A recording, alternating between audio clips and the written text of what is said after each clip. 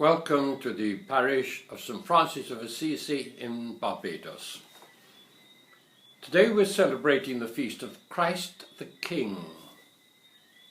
Strange title when you think about it, or when you try to work out what King means for you. I think we'll always keep the title because Jesus talked about the kingdom of heaven in prayer, thy kingdom come. Pilate said, so you're a king, are you? What does the word king mean to you now? I'm thinking it's not just one of my pals, it's somebody who is above me, a bit distant, needs respect. At the same time, I don't want Christ to be distant. I want to be able to talk to him, to open my heart to him. And I was thinking, do you remember Princess Diana? When she was married to Prince Charles, she was going to be, probably, Queen of England. And then, unfortunately, the family split up. And an interviewer said to her one day, are you sorry that you're not going to be Queen of England? And she said, with a lovely phrase, I want to be Queen of Hearts. You know what that means? In other words, not just a title given to me officially, I click into that. No, Queen of Hearts means that people want me to be their queen, want to look at me like that. That's a good expression for Christ, the King of Hearts. My king was someone I can open my heart to. I got something of this idea, believe it or not, from a prison officer. Well, actually, no, I used to go and say Mass in a man's prison, and the chaplain there one year was really going to make a fuss and decorate the chapel. And he got loads of stuff in, all the greenery. Some people weren't very keen on the balloons, but there you are. And he got it all ready, and he asked if he could have half a dozen men, the prisoners, to come and help with him. So an officer turned up with his half a dozen men, and as they were getting ready, the chaplain was called away. Another man in the prison had just got news that his son had been killed in an accident, and obviously wanted to see the chaplain now. And so the chaplain simply said to the officer, well, here's the stuff, you know what to do what you can with it. Well, the officer didn't have much idea, and he simply said to the men, well, here you are, do what you can with it. But just about the time they got started, another prison officer turned up. He was a great big burly Irishman. And he took off his coat, rolled up his sleeves, said, come on lads, we're really going to make something of this. It will be fantastic. Well, because he got on with it, they just came with him, making suggestions what they could do and putting stuff up. And by the time the chaplain turned up, said, wow. One of the prisoners, they were all quite pleased, said, haven't we done well? And I thought, that's the mark of a good leader. If they say, hasn't he done well? No. But when they say, haven't we done well? Then a good leader produces that. And, you know, I sometimes think when I've really done something well, and I know it really, Christ has helped me, Christ has actually done it. I look at Jesus and say, haven't we done well? And really, I can imagine him looking at me and saying, haven't we done well? Knowing jolly well who'd done it. That closeness, that being able to open to him. He means everything to me. I realise that. King, yes, but someone I can be really close to, king, I suppose, because I could depend on him. A wonderful experience I had, if you ever get the chance, take it. I went to the Holy Land where Jesus lived. I did some studies there, but it wasn't so much that. Being there, and it was the small things, the ordinary things which were so moving. I could see a mountain, it's called Herodion. King Herod fortified the top of it to build a palace. It's exactly now as Jesus saw it. I saw what Jesus saw. or by the lake of Tiberias, near where he lived. It's gone down about a metre, the water has, but otherwise it's the same. You go there and stand there and say, Jesus saw this. The other side of the lake looked like that. One thing really moved me. It's a place called Lithostratos. It's meant to be the place where Pilate condemned Jesus to death, with the crowd baying for his blood. It's not quite there, but it's near there. It didn't make any difference to me that it wasn't quite there. I was just in tears. Jesus was here. Jesus came. And I thought, it must have been wonderful to be with him. Imagine those people who actually lived with him. St. John, who sat next to him at table, could put his arm round him. Or the woman, you know, who was really upset and kissed his feet and wiped them with her hair.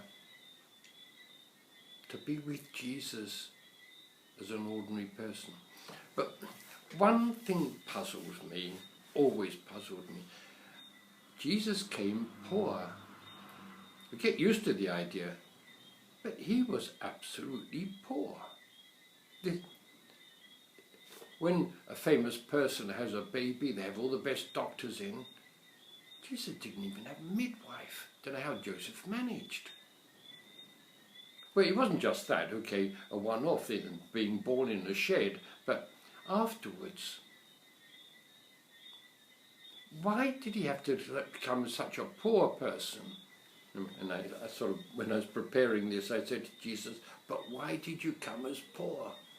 And he sort of put his head on one side and said, well, what should I have done? And I said, well, I've just come as an ordinary person. He said, like you. Well, you didn't even have running water, did you? And she said, no. But then most people don't have running water. I said, well, you didn't always have enough to eat. He said, no. Most people don't have enough to eat. And I realised the question was saying more about me. I wasn't just wondering about running water and stuff to eat. We get sidetracked by so many other things. When the baby was born, Mary's whole life was looking at the child. If you've had a baby, it would have been the same. I think it's the most beautiful baby in the whole world. But the trouble is, if you're worried about money and are we going to have a proper standard of living and if we can keep up, give things to the baby, so on, if you get worried about that, you're sidetracked from what really matters. And so I'd sometimes wish, if only I could touch him and be with him, reach him. And then Jesus said, now listen to this, anything you do to people in need who are my brothers and sisters, you're doing it to me. That's where you touch Jesus. But I must admit, it doesn't seem the same, does it? But it is the same. It's how you get really through to the real person. You know, when you first love someone, you want to hold them, look at them, talk to them, hear them, please them, so that they will love you, hug them. Even if it's a little baby, you make her smile. But as you grow in love, you just would do anything for this other person. Oh, you still want to have a hug, you still want to see them and hear them. But it's much more than that. You go through to the real person. You don't just love the way they their life. You don't just want to please them so they love you back. You do anything for them because it's them. A bit like, a little while ago I was sitting in the garden with a friend and my cell phone went and said, don't mind if I answer this, and I took it out. Oh, my hearing is pretty awful. I couldn't hear who it was. So I said, can you just find out who it is? And he listened and he said the name of the person. Well, obviously from what he said afterwards, my face must have lit up. It was someone I hadn't heard from I didn't expect to hear from, someone who means a great deal to me. I couldn't see her. I couldn't hear her properly, I couldn't really talk to her, I couldn't have a conversation, it was soon over. But that person was there. It meant everything to me. You get really through to the person himself or herself when you love someone. You miss them when you can't see them or feel them. But it's beyond that, really loving the person. And if you really want to love Christ and get through to him and be with him, well, you can think of a number of ways. When you sit and pray, yes, Christ is there listening, and if you are quiet, you can hear him in your heart. You can feel what Jesus is saying to you. When you go to church, or when you go up to Holy Communion and the priest holds up the host and says, "This is my body," you say amen, and you come and you're accepting or receiving Christ. But Jesus said, if you really want to get through to me, help those in need. Anyone you help, you are doing it to me. If I'm hungry and you feed me, it's me. If somebody is thirsty, you give them a drink. I don't know how we always find these people. But it isn't just those in the immediate vicinity who you can say hello to and touch and talk to. Remember what Jesus said. Most people don't have running water. Most people don't have enough to eat. I'm living in Barbados, but living in Europe the same. The top 10% in the whole world, 90% of the people are less well off than we are in what they can eat and what they can wear. If I could reach them, if I can do something for them, then I find Christ. And if I don't, I ignore Christ. One thing the Catholic Church has said again and again, I read it out, it comes in an encyclical, letters of the Pope more than once. No person or country may have a surplus if others do not have basic needs. Say that again. No one may have a surplus if others do not have basic needs. So much of what we have is surplus, but we get used to it and think it is ordinary. Try to have a heart which is open to these people. How you do it, I'm not sure, but one way, ask Christ. Say, I really want to love you in other people. Help me. And you'll find he will. Just give a blessing before we go. In the silence of the stars, in the quiet of the hills, in the heaving of the sea, speak to us, Lord. In the voice of a friend, in the babbling of children, in the words of a stranger, speak to us, Lord.